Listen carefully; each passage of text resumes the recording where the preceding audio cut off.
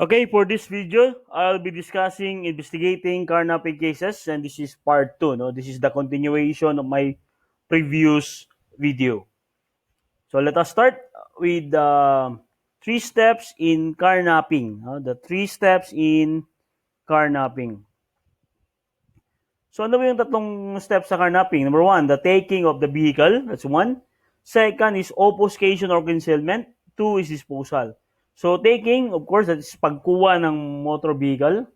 Yan, pagkuha through force or intimidation or force of handings. Obfuscation or concealment, yun yung pagtatago. You disguise the motor vehicle para magmukha siyang bago, di kaya may bago siyang identity para madaling ma-dispose. Disposal here is selling or i-chop-chop mo yun tapos i-benta mo yung spare parts niya. Okay? Now, ano ba ang mga mode of taking the vehicle? Ano ang mga pamamaraan para makuha ang motor vehicle in the crime of carnapping? Number 1 is stole while parked unattended. Stole while parked unattended. Suspects usually utilize a sorted instrument to forcibly open the door of the target vehicle. So may mga sasakyan nakapark, yan, target nila. They will forcibly open the door in order to get the car. No? They establish contact with some repair shop, mechanics, and duplicate keys of vehicles left behind for repair by the owner. Yan yung iba nilang modus din. No?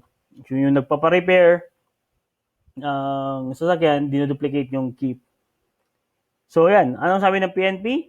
44% of carnap vehicles are stolen while parked on the roadside. So madalas, no, yung mga carnap na vehicle ay nakapark lang along roadside. Seize at gunpoint with intimidation. Ano gives yung seize at gunpoint? This refers to mode wherein suspect possibly take the motor vehicle from the owner through various methods. Suspect usually use weapons or violence in the conduct of the crime. So yan yung seize at gunpoint. No? Tinutukan ng barel or ng patalim at kinuha yung sasakyan. So other mode operandi is the plural of modus operandi, or operandum.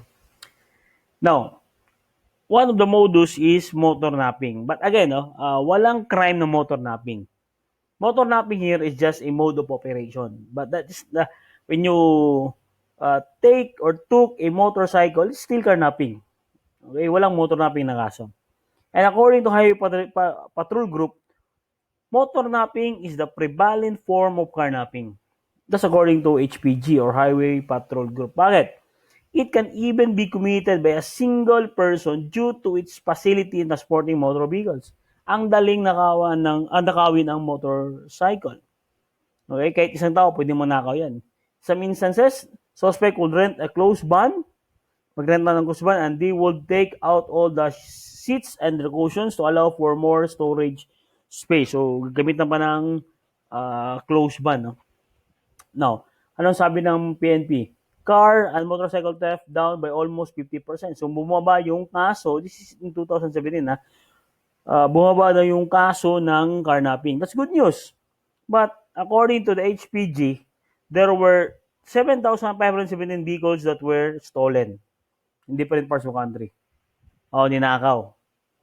And, sa 7,000 na yan, 6,956 ay motorcycles.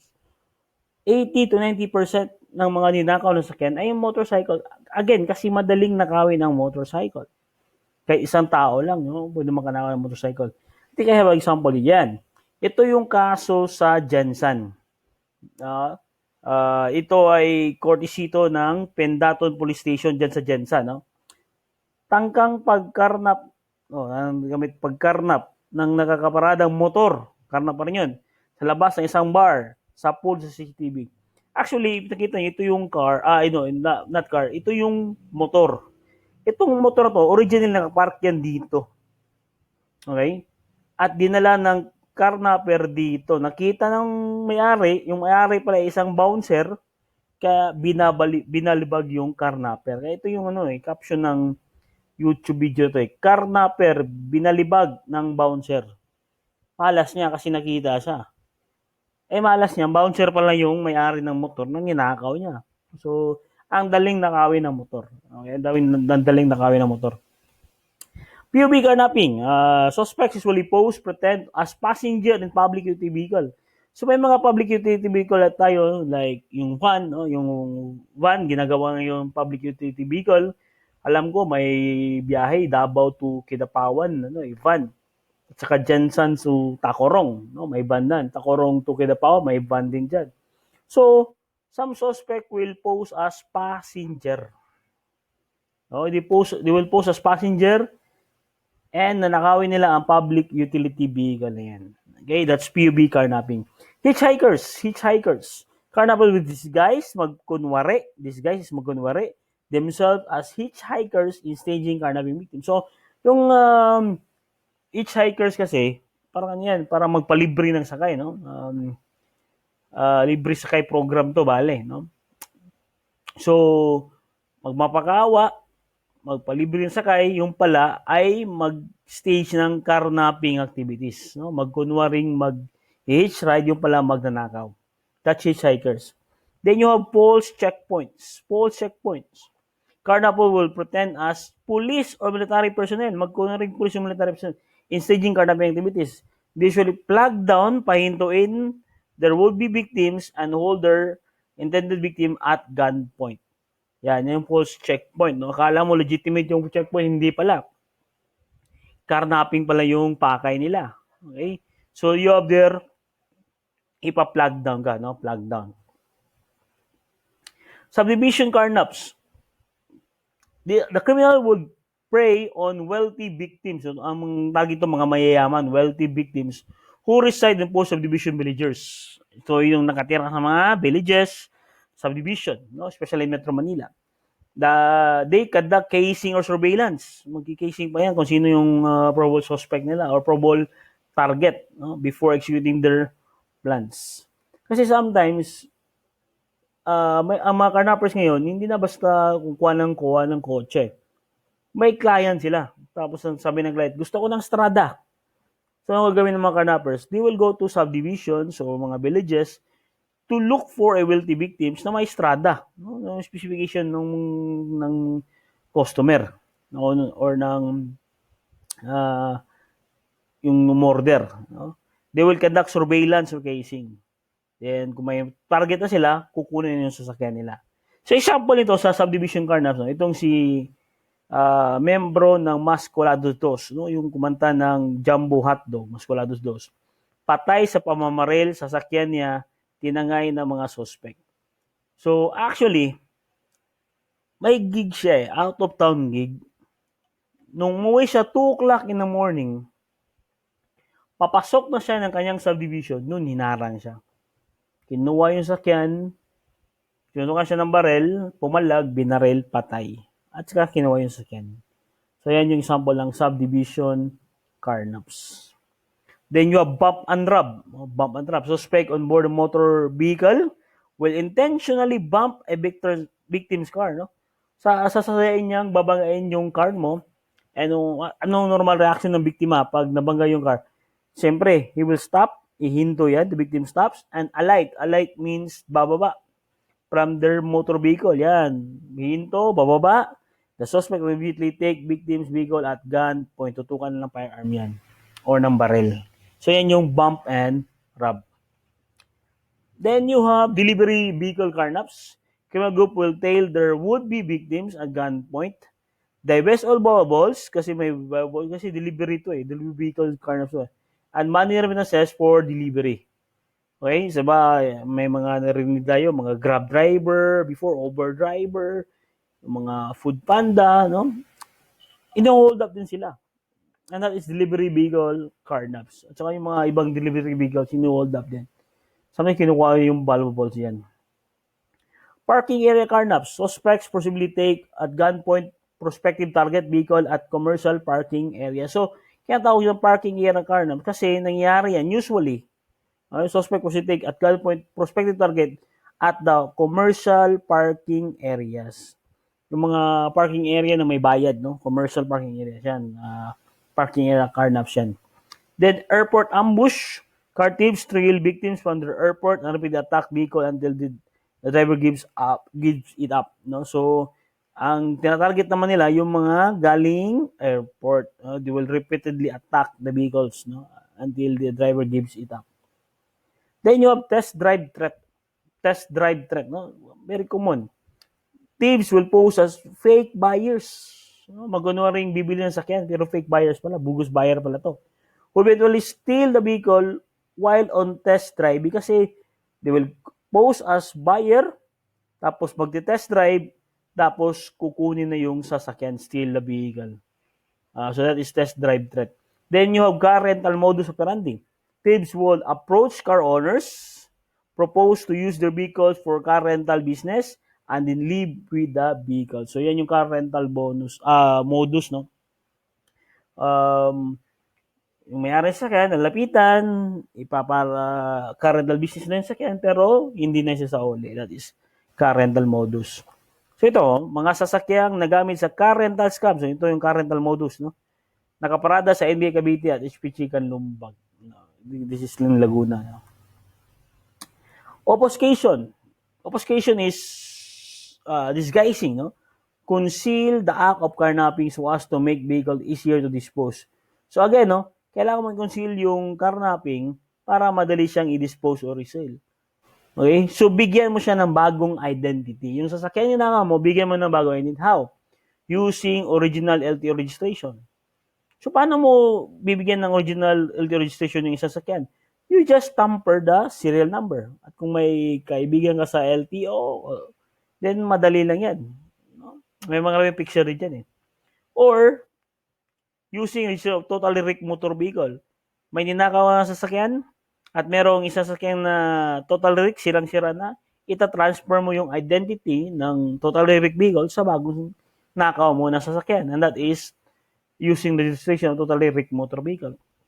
O di kay, replacing motor vehicle's plate number. Papalitan mo yung plate number para may bago siyang identity. Or duplicating the identity of existing motor vehicles. Ito yung kambal.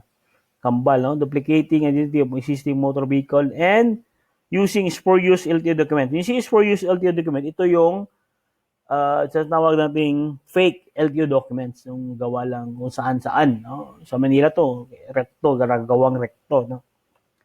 Then you have disposal. The proofs of crime are easily hidden under plain sight by way of seemingly buy and sell business. Yan, maraming mga buy and sell business, no? Ng mga sasakyan. Some of those allegedly are from carnapping.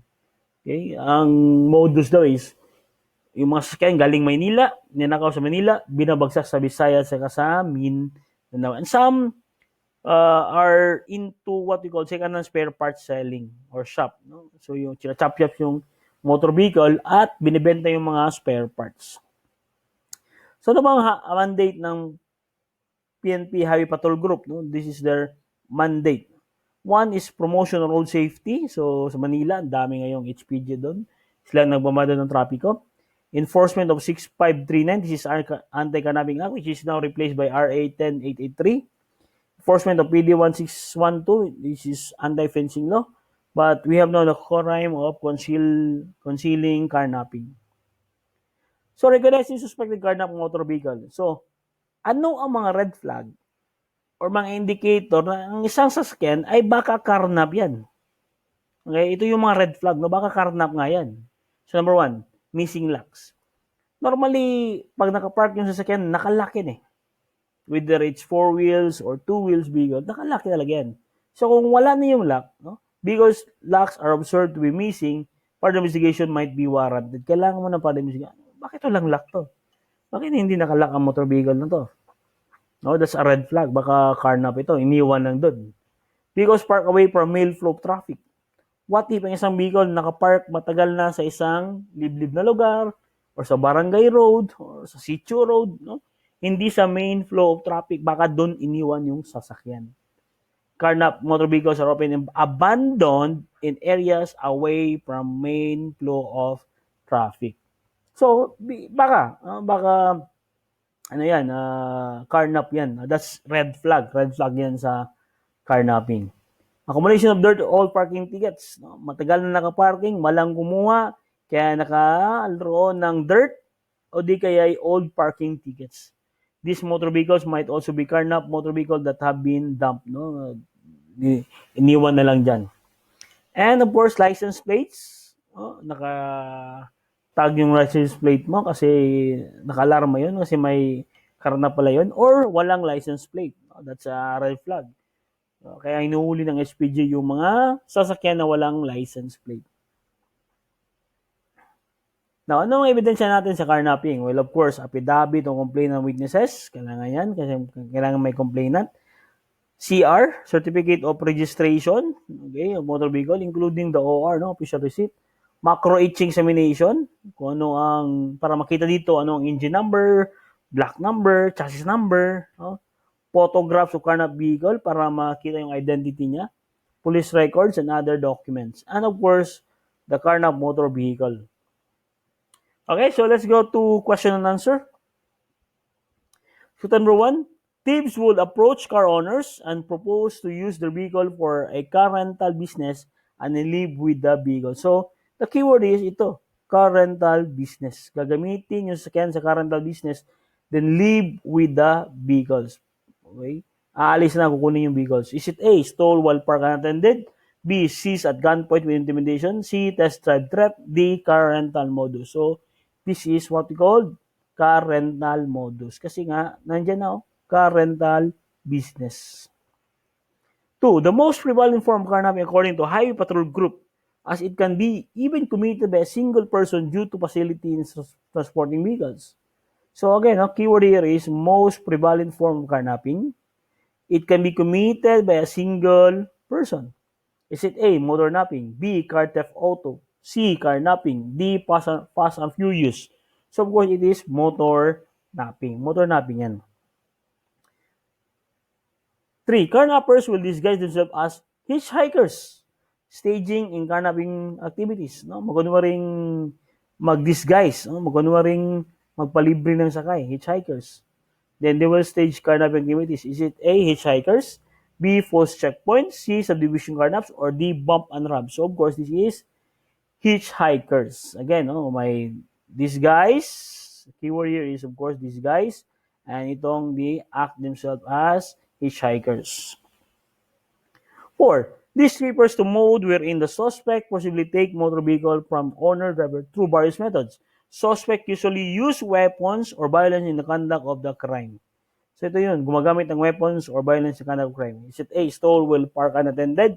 C, seize at gunpoint with intimidation? That's B, no? C, test drive threat? D, car rental modus operandi? So of course, this is seize at gunpoint with intimidation.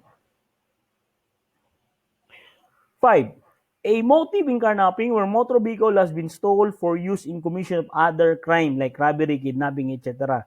So the keyword is the motive where motor vehicle has been stolen for use in the commission of other crime like robbery and kidnapping.